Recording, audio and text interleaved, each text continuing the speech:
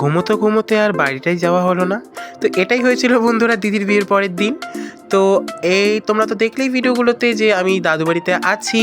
তো আজকেই সেই বাড়ি যাওয়ার দিন ভেবেছিলাম, আজকে বলছি সরি, পরের দিন বাড়ি যাওয়ার দিন বাড়ি যেতাম। মানে প্ল্যান ছিল আমার দিদির বিয়ে খাওয়ার পরেই আমি সকালবেলা রওনা দেবো আমার বাড়ির উদ্দেশ্যে, যেহেতু আমার শুক্রবার রিহার্সাল ছিল আর দিদির বিয়ে ছিল বৃহস্পতিবার। তো যথারীতি সেই রকমই চলছিল সকাল থেকে সেই প্রিপারেশন। আর মারাও এসে পড়েছে হচ্ছে দিদির বাড়িতে। মারা আর এখানে আসেনি, বিয়ের পরে আসবে। তো সবার প্রথমে চলো আগে ভাতটা খেয়ে নিই। তো দেখো এখানে কিন্তু দুপুরের ভাতও আমার খাওয়া হয়ে গেল, আর সঙ্গে দেখছিলাম টিভি। ঠিক আছে, দাদু দেখছিল খবর, তো সেটাই দেখছিলাম। তো খাওয়া দাওয়া করে এই যে অবশেষে দেখো চলে এসেছি জামা কাপড় গোছাতে। তো আমি তো কিন্তু দাদুর ঘরে ছিলাম, বাট ব্যাগটা এই ঘরে আনলাম দুপুরবেলায়, কারণ ওখানে ভিড় ছিল। তা ভাবলাম এখানেই গুছিয়ে নেওয়া যাক। তো আমি কিন্তু সত্যি বলছি, সত্যি আমি বাড়ি যাওয়ার প্ল্যানই ছিল, তার জন্য সব কিছু গুছিয়ে ইভেন আমি বিয়েতেও আবার আমার এই ব্যাগটা নিয়ে গেছি, যেহেতু আমাকে বাড়ি আসতে হবে। তো সেটার আর কিছুই হলো না, সেটা ভিডিওটা দেখলেই বুঝবে কেন হলো না, কি হলো না। তো দেখতে থাকো। তো এরকম করেই জামা কাপড়গুলো গুছিয়ে নিচ্ছিলাম, আর এখন প্রায় বেজে গেছে 3:30 মতো। তো আর একটু পরেই আমরা সবাই মিলে বাড়ির রওনা হয়ে যেতাম দিদির বিয়ের উদ্দেশ্যে, আর মারা তো ওখানে আছেই। তো দেখো এই যে ফোনের কভারটা কি পরিমাণ নোংরা হয়ে গেছে। আমি জানি না আমার পড়ার বাচ্চা কে এরকম দাগ করে দিয়েছে, দেখো টেডি বিয়ারটার ধার দিয়ে। তো সেটাই পরিষ্কার করতে চাচ্ছিলাম, তো পরিষ্কারও করে এনেছি, বাট তেমন পরিষ্কার হয়নি। এটা রাবার না কি টাইপ আমি জানি না, অনেক ঘষাঘষির পরেও ওটা কিন্তু হয়নি। তো চলো এভাবেই থাক, আর কি করা যাবে। তারপরে চলে গেছিলাম একটা জিনিস আনতে, তো তোমাদেরকেও সেটা দেখা। এটা কি তোমরা কি বলতে পারো কিনা দেখি, গেস করো এটা কি। তো এই মরিচটার প্রচুর ঝাল, মরিচ বলছি লঙ্কা বলছি, যাই তোমরা বুঝো। এই লঙ্কাটার প্রচুর ঝাল। এটা কি লঙ্কা তোমরা অবশ্যই বললো, ঠিক আছে। তো এটাই আমি নিচ্ছিলাম, কারণ লঙ্কা আমারও খুব পছন্দ, মায়েরও খুব পছন্দ, ঠিক আছে। তো এগুলোই তুলে নিচ্ছিলাম, আমি বাড়ি নিয়ে যাব। তো পরে তো লঙ্কাগুলোর অবস্থা একদম বিভৎস হয়ে গেছিলো দেখার মতো। তো চলো এগুলো তুলে নেওয়া যাক। তো লঙ্কাগুলো তুলছিলাম আর ভাবছিলাম যে আজকে কি ড্রেস আপ করা যায়। তো সেটাই ভাবছিলাম, কারণ মার্কেটে তো গিয়েছিলাম ঠিকই, বাট পছন্দ তেমন কিছুই হয়নি, আর সময়ও আমাদের হাতে তেমন ছিল না। তো যেটা পেয়েছি হাতের সামনে সেটাই নিয়ে এসেছি, যেটা আমার কাছে কমফোর্টেবল মনে হচ্ছে সেটাই নিয়েছি, যেমন তেমন আবার তুলে আনিনি। তো যাই হোক, লঙ্কা তোলা হয়ে গেছে। আর ওখানে দেখো এই বেড়াটার পিছনেই কিন্তু আমার গোটাটাই দাদুর সুপারি বাগান, তার মধ্যে এক দুটো আবার লটকা গাছ আছে। এটা আষাঢ় মাসে রথের সময় পাওয়া যায়, আমার ওটা খুবই পছন্দের একটা ফল। তো সেটাও আছে, যখন হয় তখন আমি এসে খাই, প্রচুর দারুণ লাগে আমার খেতে। তো চলো লঙ্কা তোলা হয়ে গেছে, বেশ কয়েকটাই তুলে নিয়েছি। আর এখানে দেখো এসে পড়েছি পিছন দিকে দাদুর বাগানে। এখানে দাদু কিন্তু অনেক কিছু লাগিয়েছে, ওখানে মূলো পালং শাক থেকে শুরু করে এই যে দেখো এটা গোটাটাই আলুর বাগান। তারপরে ওদিকে বেগুন, আরও অনেক কিছুই ছিল। তারপরে এ পাশে ছিল তামাকের ছোট ছোট চারাগুলো। আর এখানে দেখো দুটো ছাগল বসে আছে, দাঁড়িয়ে আছে, খেলছে, খাচ্ছে। তো এখন দুটোই ছাগল আছে, আর কিন্তু ছাগল নেই। আর অবশেষে দেখো মাসির বাড়ি পৌঁছে গেছি। আর আজকে হচ্ছে দিদির বিয়ে, যেহেতু মেয়ের বিয়ে, তো সুতরাং আমাদের বাড়িতেই হওয়ার কথা, তাই না। দেখো দিদিকে কত কিছু দেওয়া হয়েছে, কত সুন্দর জিনিসগুলো। তো চলো স্টার্টার থেকে শুরু করা যাক। সবার প্রথমেই চলে গেছিলাম জিলিপি খেতে, তারপরে ছিল কফি, ছিল ফুচকা, ছিল আরও সামথিং কিছু ছিল, আমি ভুলে গেছি। তো এখানে জিলিপি খেয়ে নিয়েছিলাম, আর ফুচকা এই রাত্রেবেলা আমি খাবো না, আর কফিও আমি খাই না। সো ভাইয়ের সাথে একটু সেলফি নিয়ে চলে গেলাম খাবার ওখানে, কারণ প্রচুর রাত্রি হয়ে গেছিলো আর খিদেও পেয়ে গেছিলো। তো প্রথমেই থালা জলের বোতল দিয়ে গেল, তারপরেই আসলো স্যালাড, তারপরে দিয়ে গেছিলো সাদা ভাত। আর অনেকটা কোয়ান্টিটিতে নিয়েছি, কারণ খিদে পেয়েছে।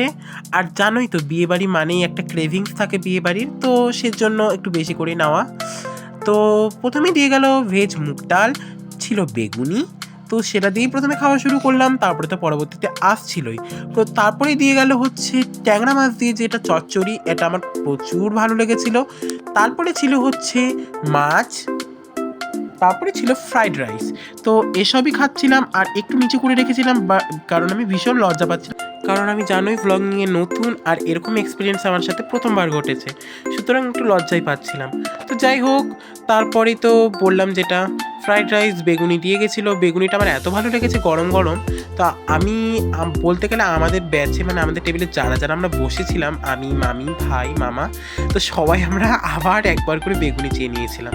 তারপরে দিয়ে গেল ফ্রাইড রাইস, তারপরে ছিল মাংস। তারপরে তো ছিল হচ্ছে মিষ্টি, দই, তারপরে ছিল হচ্ছে পাঁপড় চাটনির সাথে খাওয়ার জন্য। তো সেটা ক্যাপচার করিনি, যেটা প্রত্যেকটা বিয়ে বাড়িতেই হয়ে থাকে। সো এখানে চলে গেছিলাম নাচতে। তো আমি তো নাচিনি, এত প্রচুর লজ্জা লাগছিল। এখানে মামি নাচছিল, বোন নাচছিল। তো তারপরে চলে গেছিলাম দিদিকে, আমি তো না, মানে মা আশীর্বাদ করতে চলে গেছিলো। আর দিদির সঙ্গে কিন্তু ছিল বৌদিমণিও।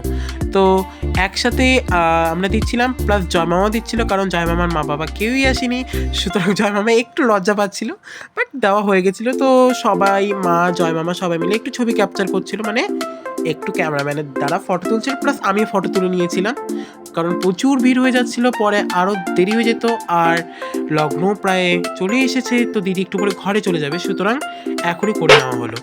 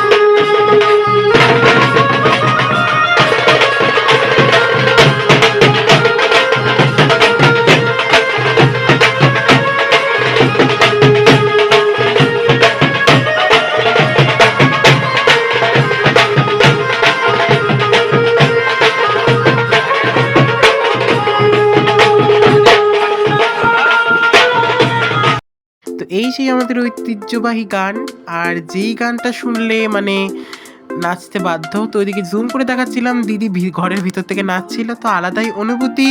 তো জামাইবাবুকে ওইদিকে ওইভাবে এন্ট্রি করা হচ্ছিল নেচে নেচে। তো অনেকক্ষণ ওয়েট করার পর বিয়ে স্টার্ট হয়ে গেল। তো প্রথমেই চলবে মালা বদল শুভ দৃষ্টি, তো সেটার জন্যই 7 পাক করানো হচ্ছে। আর এরপরে কী কী রিচুয়ালস আছে সেগুলো তো আমি দেখানোর জন্য আছি। তো প্রথমে মালা বদলটা আর শুভ দৃষ্টিটা হয়নি। তো এত ক্যামেরাম্যানরা তাড়াহুড়ো করছে আর এত ধাক্কাধাক্কি হচ্ছে, তো সুতরাং আমি এক কোণা থেকে বসে দাঁড়িয়েই ভিডিও করছি। তো এখানে প্রথমে শুভ দৃষ্টি হবে, তারপরে মালা বদল, সেটা স্বাভাবিক। আমাদের মধ্যে এভাবে চাদর দিয়ে আর কি করা হয়, আমি জানি না কাদের মধ্যে কী নিয়ম, বাট আমাদের মধ্যে এরকম করেই করা হয়, ঠিক আছে।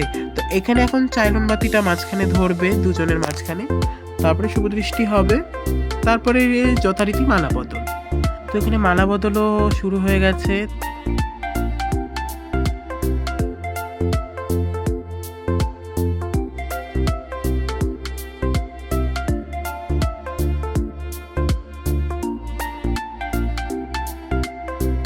তারপরে এখানে শুরু হয়ে গেছে কন্যাদানের অনুষ্ঠান। এই মুহূর্তটাতে যে সবার মেয়ের বাড়ির পক্ষ থেকে বিশেষ করে কীরকম একটা পরিস্থিতি চলে, সেটা হয়তো যাদের বাড়িতে মেয়ে আছে বা বিয়ে হয়েছে তারাই ফিলিংসটা বুঝতে পারে। তো তো এখানে কন্যাদান হয়ে গেছে, মেসো চলে গেছিলো। তো এখানে এখন সবাই একটু আশীর্বাদ পর্ব চলছিল, তারপরে একটু সিনেমেটিক পোজ দিয়ে তোমাদের দেখাতে চাচ্ছিলাম কীরকম করে সাজানো হয়েছে। তো বিয়ের মণ্ডপটা এর আগেই দেখিয়েছিলাম, তাও ভাবলাম একটা সিনেমেটিক পোজে একটা নেওয়া যাক। তো এখানে এখন সবাই আশীর্বাদ করছে। তো এবার শুরু হয়ে গেলে সিঁদুরদান পর্ব। সব কিছু হয়ে গেছে, মাঝখানেগুলো আর ক্যাপচার করিনি। তো সিঁদুরদান হচ্ছিল, আমাদের মধ্যে শ্রী আংটি দিয়েই সিঁদুরদান হয়। তো মানে সেই আংটিটা দিয়েই সিঁদুরদান হচ্ছিল। আর 3 বার, এটা তো পারলে সবার মধ্যেই কমন আর কি, 3 বার করে দেওয়া, যেটা সিঁদুরদান হয়ে যাচ্ছিল। তো এই মুহূর্তটাতে কি পরিমাণ ক্যামেরাম্যান যে ধস্তাধস্তি করছিল সেটা একমাত্র আমি জানি। তারপরে স্বাভাবিকভাবেই লজ্জাপত্র দিয়ে দেওয়া হচ্ছিল।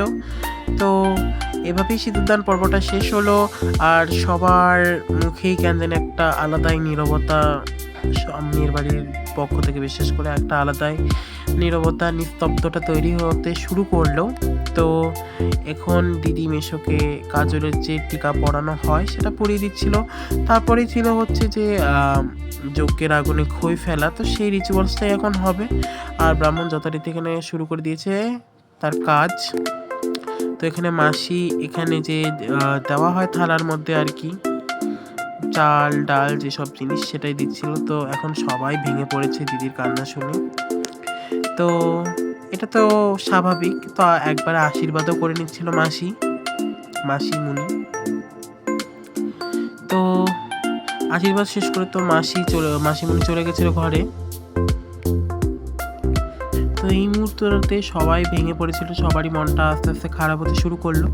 তো এই যে খই ফেলার নিয়মটা, তো এখানে ওই যে পান সুপুরি সেটাকে মানে একদম কি বলবো মাটির সাথে সেটে নিয়ে আসছিল, এরকমই আই থিঙ্ক নিয়ম থাকে। তো এইটা যেটা থাকে আমাদের কলার ছড়ার মধ্যেই খই দেওয়া হয়, কুলোর মধ্যে না। তো সেখানে ভাই এখন কলার ছড়ার মধ্যে খই দিবে, আর সেটা এখন যজ্ঞে আহুতি হবে। এটাই রিচুয়াল, সবাই জানে এটা। তো সেভাবেই দিচ্ছিল, 3বার খই দেওয়া হয় সেটাই দিচ্ছিল।